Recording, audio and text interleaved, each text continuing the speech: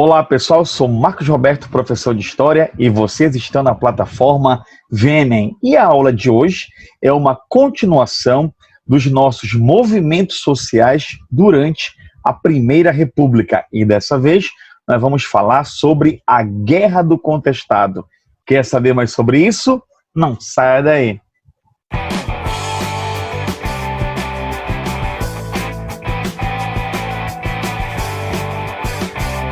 Então, pessoal, sejam bem-vindos a mais uma videoaula da plataforma VNEM. Então, não esqueça de visitar o nosso site, vnem.com, e lá você vai encontrar exercícios gabaritados, teste online gabaritado também, resumo e outras videoaulas de outras matérias, um time de professores aí que vai fazer você ser aprovado no Enem. E aqui você tem o meu canal, você sabe tudo sobre história, não esqueça de visitar, se inscrever e compartilhar também.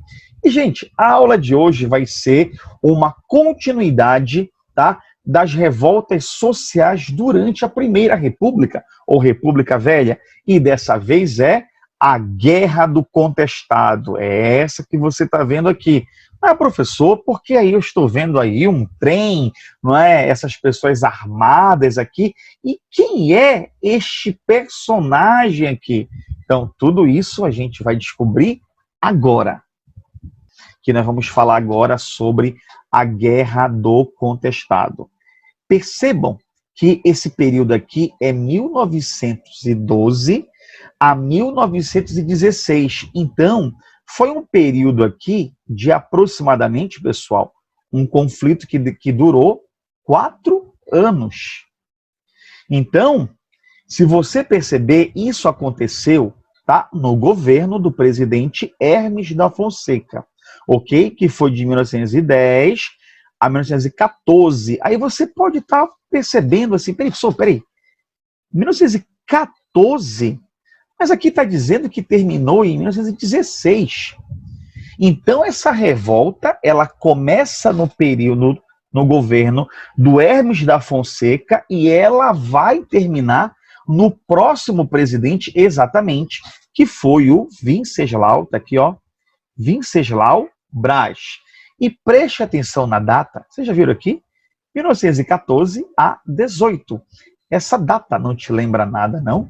O que está acontecendo lá na Europa? Qual é o contexto lá da Europa nesse período aí?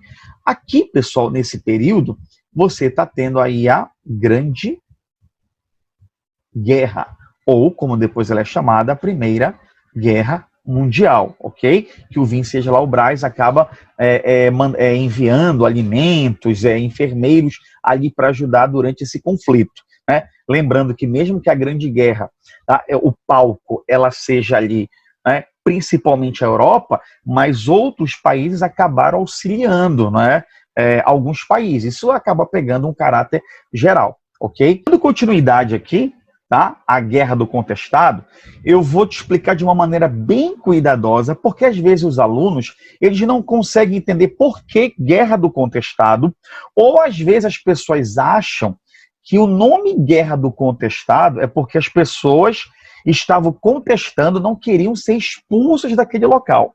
Não deixa de ser verdade, mas essa área que vai acontecer, a Guerra do Contestado, né, ela é uma área que ficava em disputa entre o Paraná e Santa Catarina.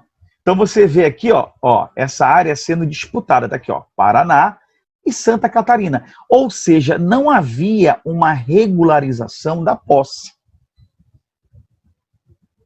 Então, esta área que você está vendo aí não tinha dono.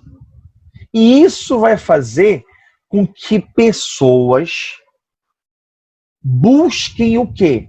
No caso, trabalho, busque a sua renda, busque uma forma de viver nessas áreas aqui, entendeu? Que era contestada entre o Paraná e Santa Catarina. Tá dando para entender? Então, olha lá, origem do nome, região contestada entre os estados de Santa Catarina e Paraná. Então, olhe para cá. Ocorreu na fronteira, olha, de novo, tá?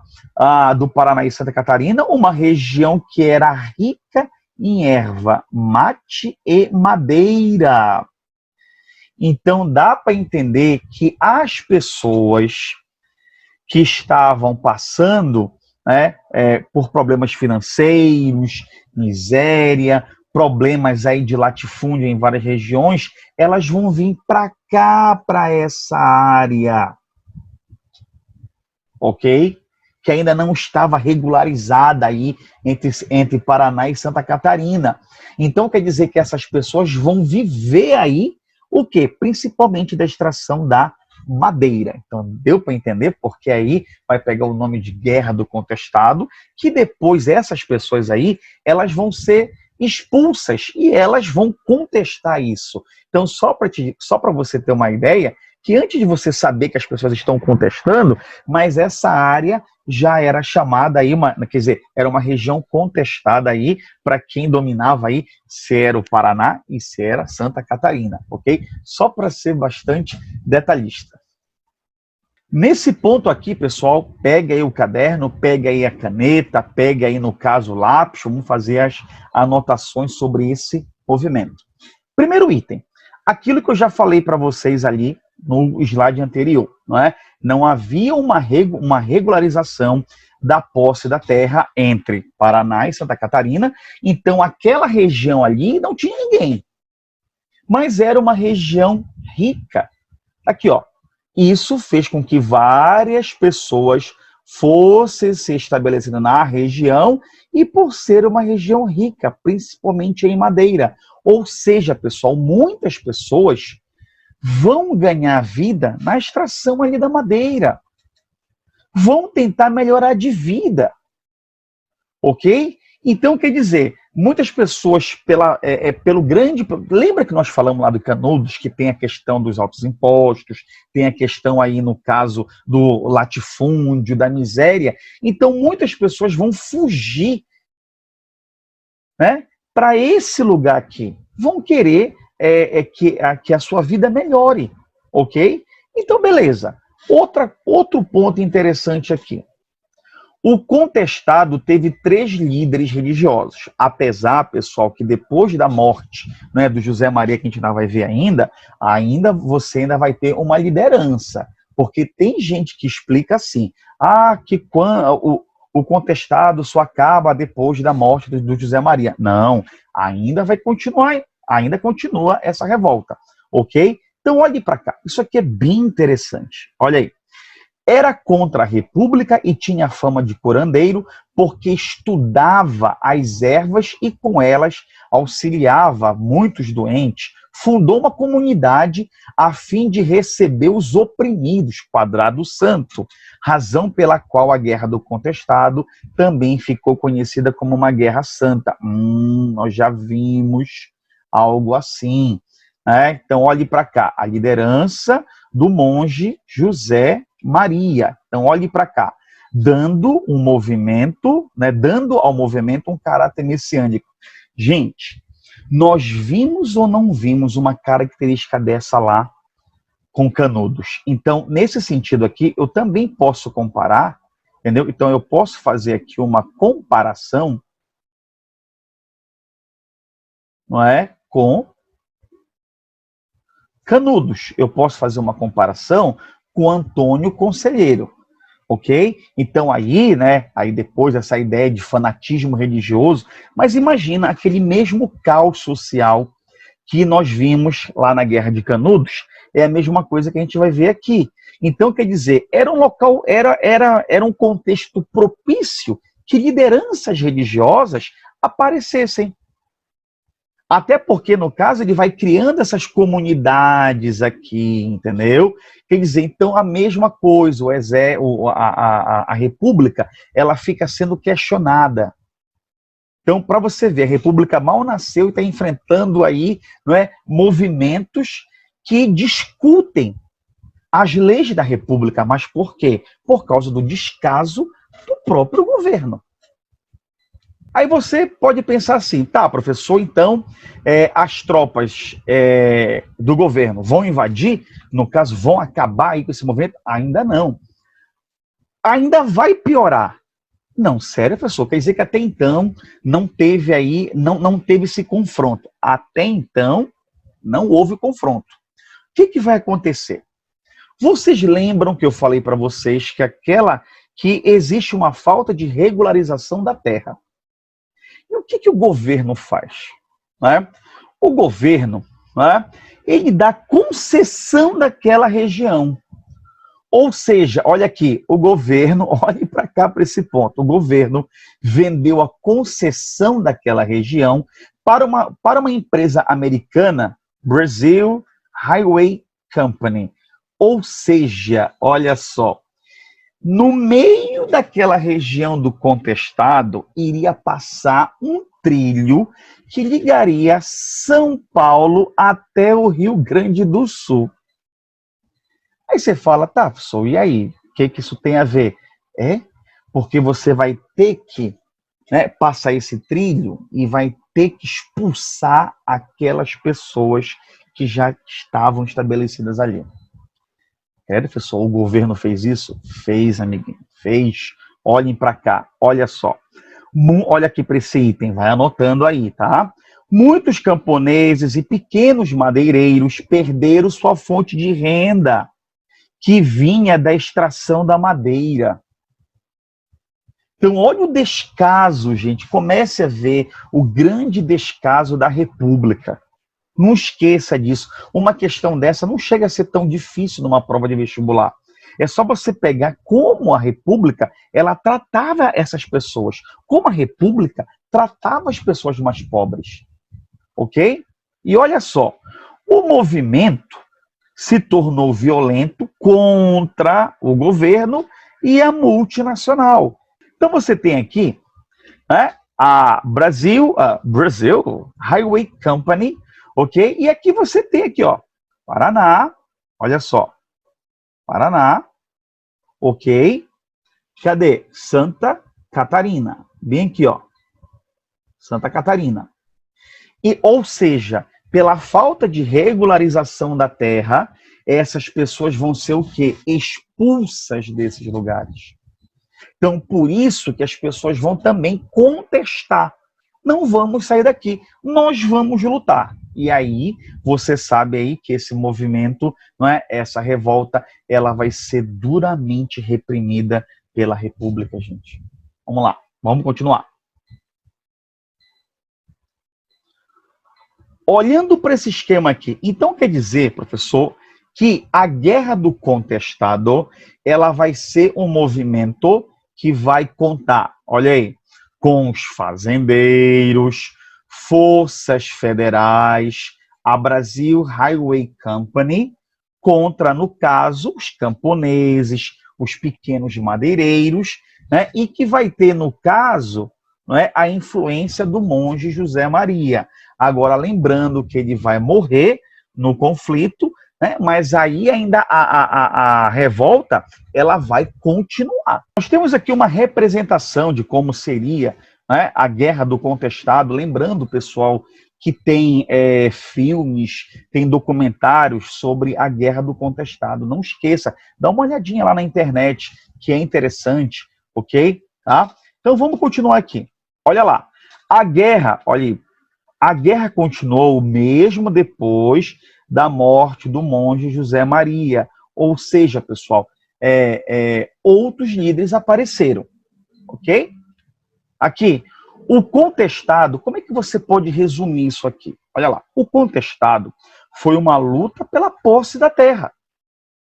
A falta de regularização da terra, tá? E aí a luta pela posse da terra, ok? Não esqueça isso aqui que é muito interessante, tá? E olha só, foi uma revolta social, ok? Porque ela pedia justiça e igualdade social. Então, foi um movimento que foi duramente reprimido pela República. Algumas pessoas dizem que morreu em torno de 5 mil, algumas pessoas chegam a dizer que poderia ter sido 8 mil pessoas, mas isso, o vestibular, o próprio Enem, não vai te perguntar quantas pessoas, né, morreram nesse conflito, mas que você entenda que a revolta do contestado Foi mais um descaso da República com as pessoas mais pobres, a falta de regularização das terras, né, o latifúndio, quer dizer, brigava aí por justiça social, quer dizer, as pessoas se estabeleceram naquela terra, né, ali naquela região que ficava entre Paraná e Santa Catarina, elas se estabeleceram, criaram ali, né, a sua renda, e aí são obrigadas a sair dali porque a República concedeu, não é, a uma empresa americana passar um trilho ali no meio. Então, toma cuidado com essas questões no vestibular. Falando em vestibular, vamos ver aqui a nossa sessão e como cai no vestibular. Né? Lembrando, não se esqueça de acessar o nosso site venem.com. Então, nós temos esse texto aqui, vamos fazer uma leitura, nós temos o comando. Né? Só mesmo São João Maria de Agostinho para dar um jeito nas coisas e endireitar a vida do povo. Vida do povo. Somente ele. Então, quer dizer, mostra aí que a República parece que ela não resolve os problemas sociais. Ele está, né, sendo bem enfático. Somente ele. Em toda aquela região ficara profundamente gravada na lembrança dos mais velhos a imagem do homem que percorrera o sertão. Anos antes, esperança ele trouxera para todos quando pelo mundo peregrinava, auxiliando os oprimidos e consolando os aflitos. Ele se fora, mas os pobres relembram seus conselhos e palavras, neles encontravam lenitivo. Envolto em lenda, ele surgira, no meio de uma lenda também desaparecera. Escondera-se no morro de Taió.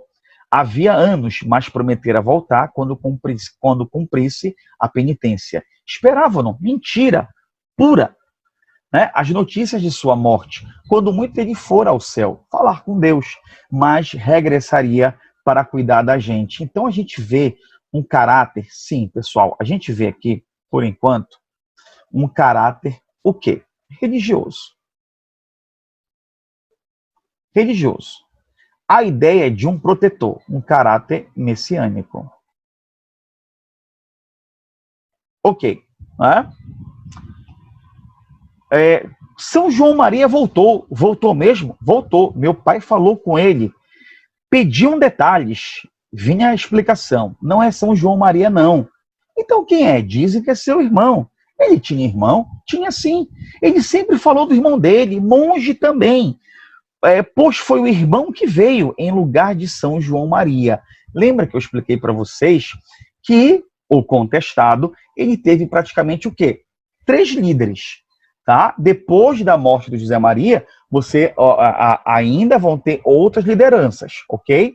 Então, olha só, a Primeira República de 1889 a 1930, já falei para vocês aqui que a República começa com a proclamação da República no dia 15 de novembro de 1889, e essa Primeira República acaba em 1930, né, com a chamada Revolução de 30, não é? Golpe de 30 do Getúlio Vargas, ok? Então, olha só, foi marcada pela instabilidade. Esse exercício é legal para a gente ter uma ideia, entendeu? É muito bom treinar com esse exercício aqui, ó.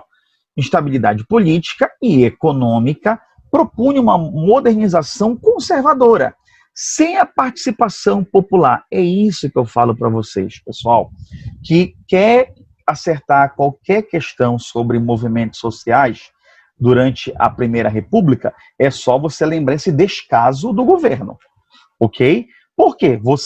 As pessoas acabam acreditando, não é, em alguém dito santo, que vai poder salvar eles, em histórias de alguém milagroso, curandeiro.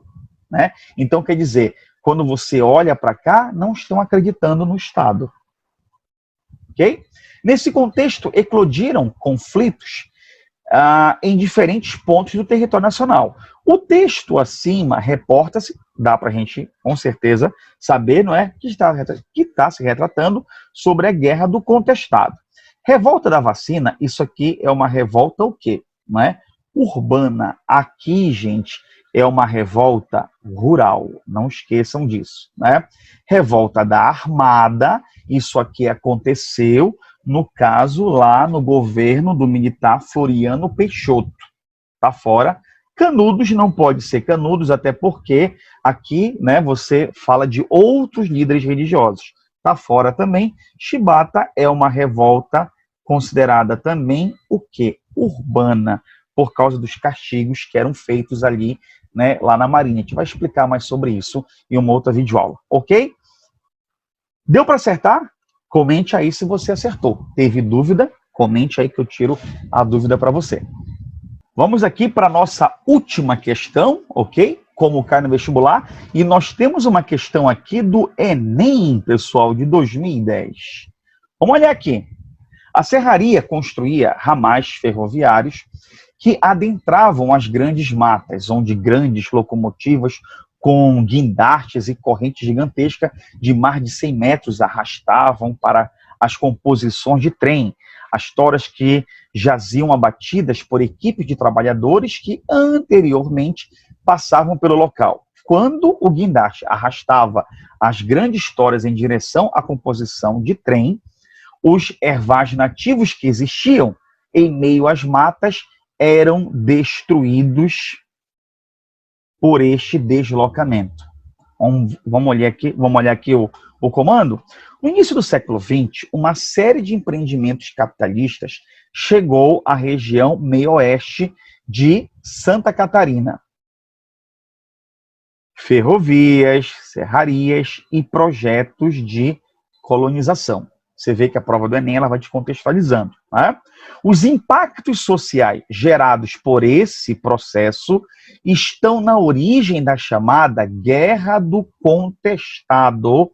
Entre tais impactos encontrava-se, então presta atenção, dá pausa aí, tenta fazer direitinho, anota, faça as suas anotações e depois dá o play para ver a minha resposta. Vamos olhar aqui, letra A. A absorção dos trabalhadores rurais, como os trabalhadores da serraria, resultando em um processo de êxodo rural? Não, gente. Não, fora, né? Tá fora. As pessoas vão ser expulsas dali, entendeu? Elas vão perder ali elas vão perder a sua renda por causa dessas construções, né? B de bola. O desemprego gerado pela introdução das novas máquinas que diminuíam a necessidade de mão de obra.